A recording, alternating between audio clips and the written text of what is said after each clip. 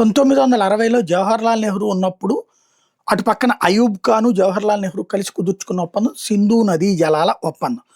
వాస్తవంగా సింధు నది వ్యవస్థలో ఉన్నటువంటి జలాలని 80% వాళ్ళు వినియోగించుకునేటట్టు, మనం 20% సర్దుకునేటట్టు. మన దగ్గర నుంచి వెళ్ళే నీళ్ళని వాళ్ళు వాడేసుకుంటారు. మనం మాత్రం చూస్తా కూర్చుంటాం అని ఆ రోజున రాసి ఇచ్చినటువంటిది. మన పహల్గామ్ ఇన్సిడెంట్ తర్వాత నరేంద్ర మోడీ సర్కార్ ఆ సింధు జలాల ఒప్పందాన్ని రద్దు చేస్తున్నామని ప్రకటించింది. రద్దు చేయడం కాదు, వాస్తవంగా 50 ఏళ్ల టర్మ్, 60 నుంచి 50 ఏళ్ళు, 60 to 70, 70 to 80, 80 to 90, 90 to 2000, 2000, 2000 to 2010 అయిపోయింది. ఆ జలాల ఒప్పందం పూర్తయిపోయింది కాబట్టి అది రెన్యువల్ చేయడానికి ఒప్పుకోలేదు భారత ప్రభుత్వం. అక్కడ ఇప్పుడు ఏం చేస్తున్నాం, ఆ సింధు నది జలాలకు సంబంధించినటువంటి అన్నీ కూడా సట్లేజు, చెనాబు ఇట్లాంటి ఉపనదులన్నీ కలిపి అందులోకి వెళ్తాయి అనమాట.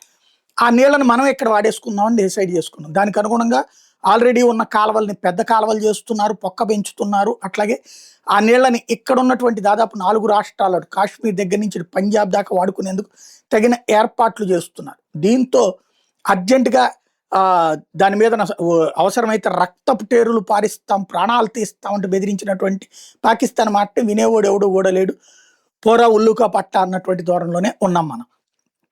ఆ టైంలో ఇప్పుడు ఆర్బిట్రేషన్కి వెళ్ళింది.